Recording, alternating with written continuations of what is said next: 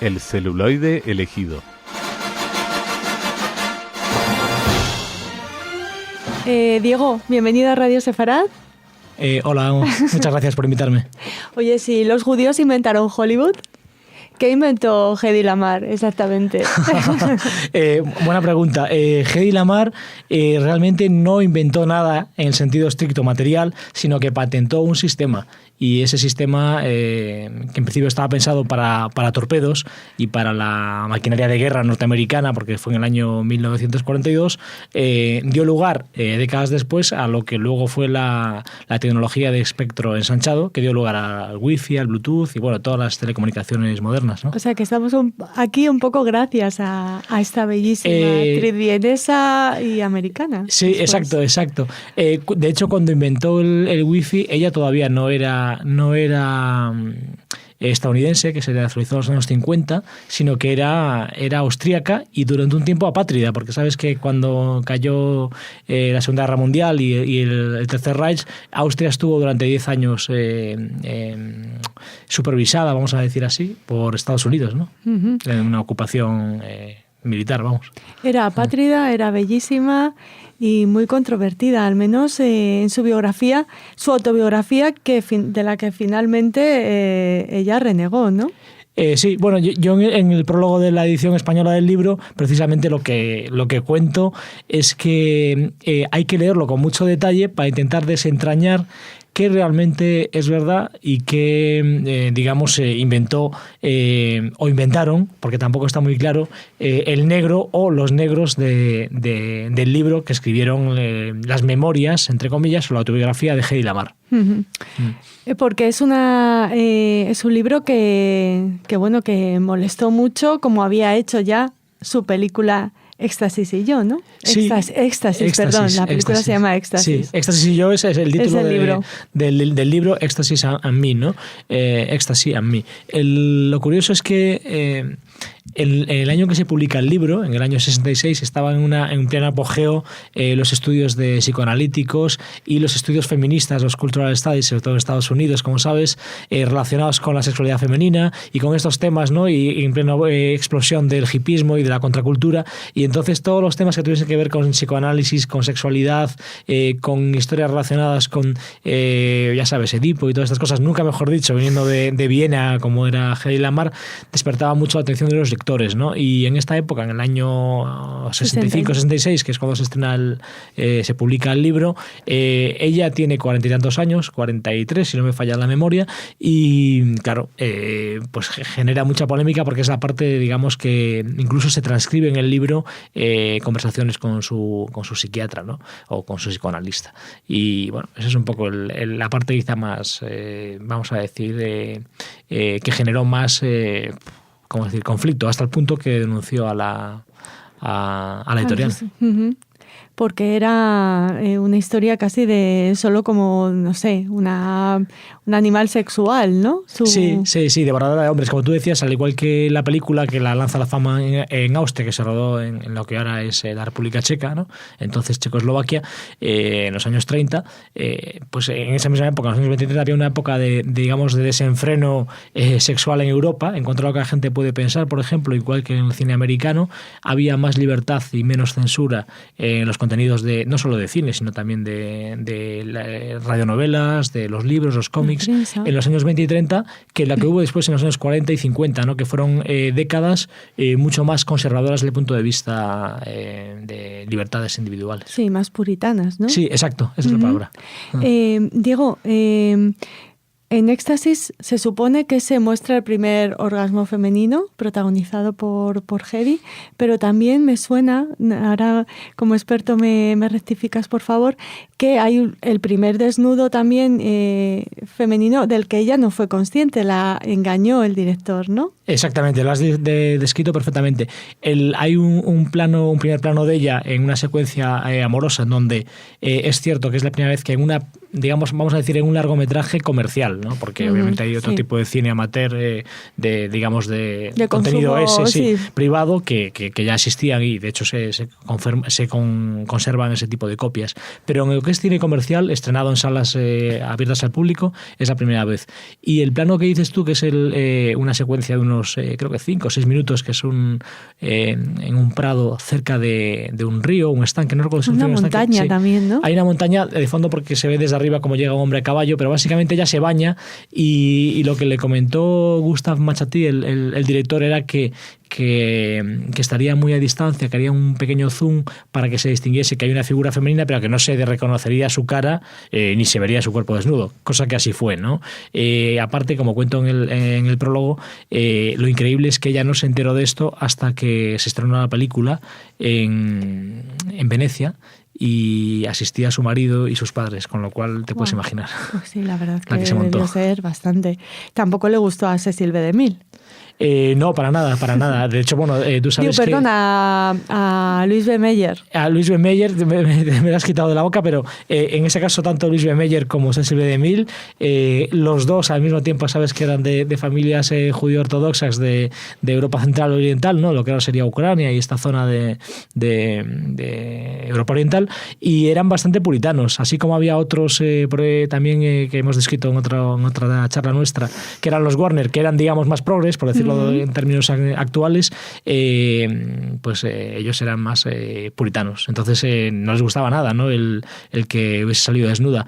Pero la realidad es que si no llegase por eso, a lo mejor no hubiese dado el salto a Hollywood, porque aunque ella hablaba muy bien, por supuesto, alemán, italiano y francés, el inglés era una lengua que había estudiado y que conocía, pero que no la dominaba con la perfección como para poder hacer cine hablado, ¿no? Que estaba empezando en esos años. Uh-huh.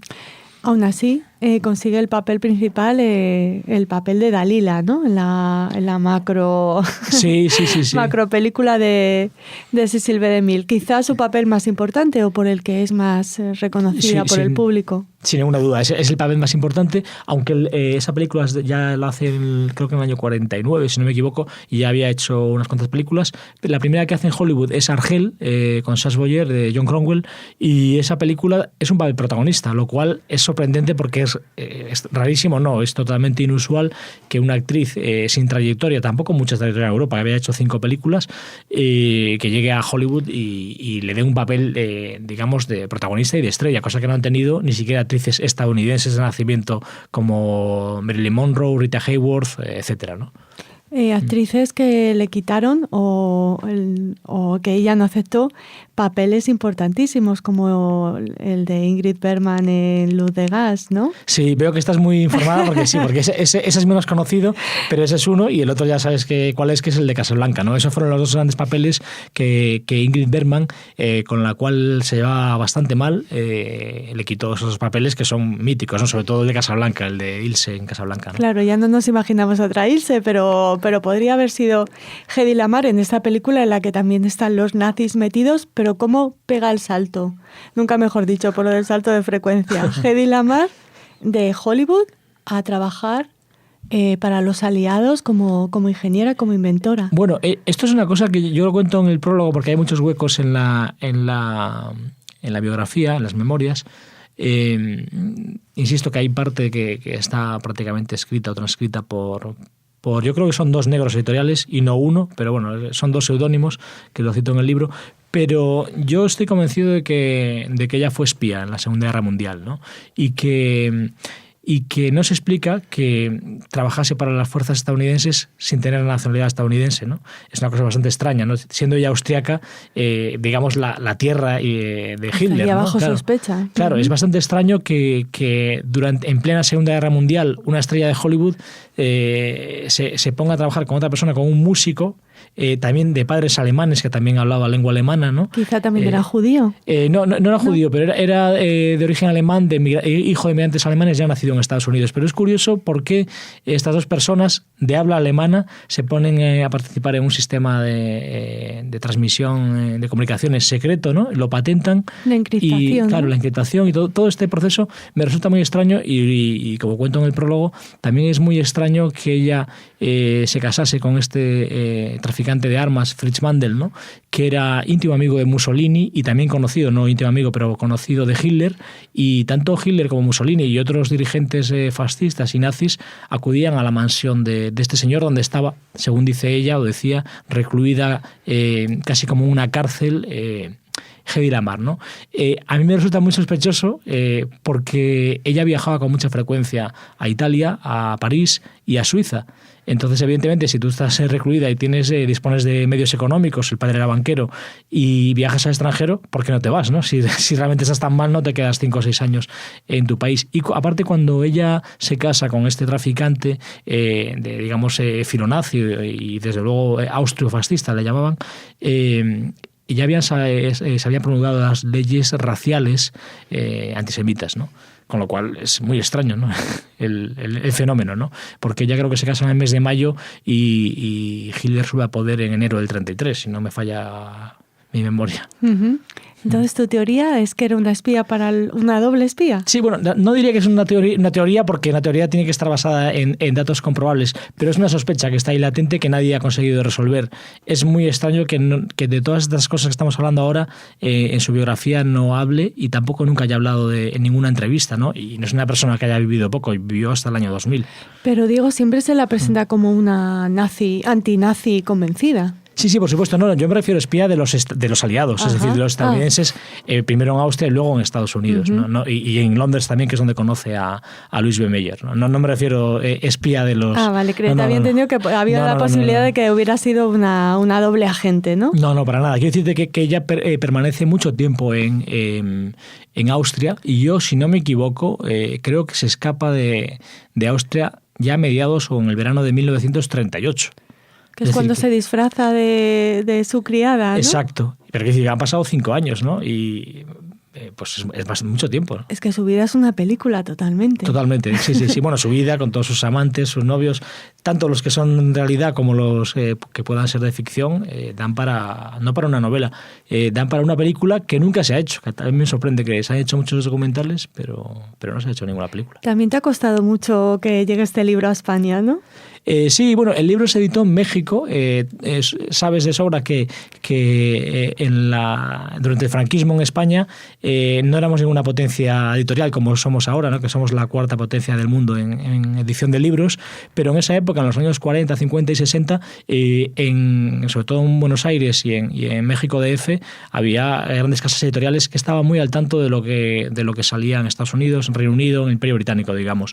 Y, por supuesto, había más tradición de traducciones que en España en esa época. El libro que yo leí y que tengo en casa es de una traducción de ese mismo año, creo que del año 66, si no me equivoco. Es decir, que se editó en México una tirada, no se ha vuelto a reeditar durante medio siglo y efectivamente desde hace, yo creo que 3 años estoy buscando el editor constantemente. Mucha gente me dice eso, que está muy bien, pero que es un tema que no interesa porque es una actriz del pasado y la gente joven no se acuerda de ella. Totalmente en desacuerdo con eso. Claro, la gente joven puede acceder a las películas que están en internet o en DVD, en Blu-ray, igual que cualquier persona de cualquier edad, o sea, con lo cual me parece una tontería. Y al final, nuestro buen amigo Guillermo Balmori, junto a su socio Enrique Alegrete de Notorious Ediciones, se animaron a publicarlo y acaba de salir. Lleva una semana a la venta. ¿Y son tan fans como tú de Hedy Lamarr? Más. Son muy fans porque tú sabes que a mí me interesa todo lo audiovisual, desde los orígenes hasta lo contemporáneo, ¿no? Tanto en cine como en televisión. Sin embargo, ellos, su foco de especialización está en el cine clásico y en concreto en el cine clásico americano, no tanto en el europeo, ¿no? Aunque, bueno, Hedy Lamarr representa los dos mundos, el europeo y el estadounidense. Para descubrirnos a la Hedy Lamarr que aparece en Éxtasis y yo, ¿qué fuentes has manejado? ¿Cómo has perfilado el dibujo de esta maravillosa actriz y no sé, inventora? Bueno, la verdad que hay unas fuentes primarias en inglés que consulto más bien tipo ebook y en páginas web americanas, y bibliografía, digamos, en papel, mi propia biblioteca personal. Tengo una biblioteca bastante amplia porque llevo muchos años coleccionando libros de cine. Ya mi propio bisabuelo tenía una sala de cine, mi padre proyectaba películas en el cine familiar, con lo cual hay una tradición y recuerdo un libro del año 1928 que es el más antiguo que tengo de cine, ¿no? El primero que hubo en castellano. Con lo cual voy, digamos, consultando de manera fragmentaria lo que me interesa en función de cada caso. Tengo mucho libro de consulta, no solo de lectura. En este caso, en el propio final del libro, incluí, aparte aparte de haber escrito el prólogo, una bibliografía y una filmografía a partir de mi propia biblioteca personal. Pues recomiéndanos qué películas de Hedy Lamarr tenemos que ver sí o sí. Bueno, Éxtasis hay que verla por lo que se supone como rareza. No es una gran película cinematográficamente hablando, pero es una rareza y desde el punto de vista de la historia del cine es muy curiosa, ¿no? Es una película que se rueda en 1932. Claro, justo antes de... Entonces, claro, supone un cambio de mundo y de forma de entender las cosas. Y luego se hace en un país en Centro Europa, ¿no? Es una cosa curiosa, rodada en alemán, pero en un país como era Checoslovaquia, ¿no? Quizá la que a mí más me gusta, junto con la de Sansón y Dalila, que aparte tiene un componente bíblico y muy interesante y es una película muy potente visualmente, pero quizá la que más me interesa por su director, que también era austríaco y también de ascendencia judía, que es Edgar Ulmer, es La extraña mujer, The Strange Woman, que es una película donde ella hace de mala, pero muy mala, malísima, femme fatal, y es una película que me apasiona. Sale George Sanders y quizás sea la película que más me interesa de todas las que hizo Hedy Lamarr. También la de Argel, que te mencionaba antes, es interesante, y luego tiene otra serie de películas que realmente tienen un interés más estético que cinematográfico, ¿no? Desde mi punto de vista. Oye, siendo amiga de Otto Preminger, Jim Turney le quitó también el papel de Laura. Sí, es verdad. ¿Sí? Bueno, lo hace... Son muy parecidas, sí, además. Sí. Bueno, y de hecho lo menciono en el prólogo del libro, ahora que lo dices, porque explico que había muchas concomitancias entre ellas, ¿no? Pues de buena familia, su familia, digamos, de alta sociedad no quiere que sean actrices porque entonces estaba mal visto. Es cierto que Jim Tierney nació en el año 20, es 6-7 años más joven que ella, pero se dan una serie de paralelismos. Por ejemplo, las dos fueron amantes de Kennedy, de John Fitzgerald Kennedy, el que fuera luego presidente de los Estados Unidos, lo cual ya es bastante raro, antes de que lo fuese Marilyn Monroe, por cierto. Y al margen de la crónica rosa, digamos, compartieron también marido, cuando ella, que es algo que tampoco menciona las memorias, ¿no? Cuando ella se separa de su marido, que es un multimillonario petrolero de Texas, Jim Tierney se casa con esa persona el mismo año, 1960, lo cual es otra casualidad, ¿no? Y tampoco la menciona en las memorias. Como su faceta como inventora o espía para los aliados de lo que nos has hablado. Bueno, pues muchísimas gracias por venir, muchísimas gracias por querer traer al castellano este Éxtasis y yo, y no sé si quieres decirnos algo más para acabar, aprovechando que estamos en una radio por internet, hacer un homenaje a la que de alguna manera nos permite poder retransmitir este programa. Pues nada, darte las gracias a toda la emisora y a todos, y mi recomendación a todo el mundo siempre es la misma: que vean mucho cine y que lean muchos libros. Y muchos libros de cine. Muchas gracias, Diego. Gracias a ti.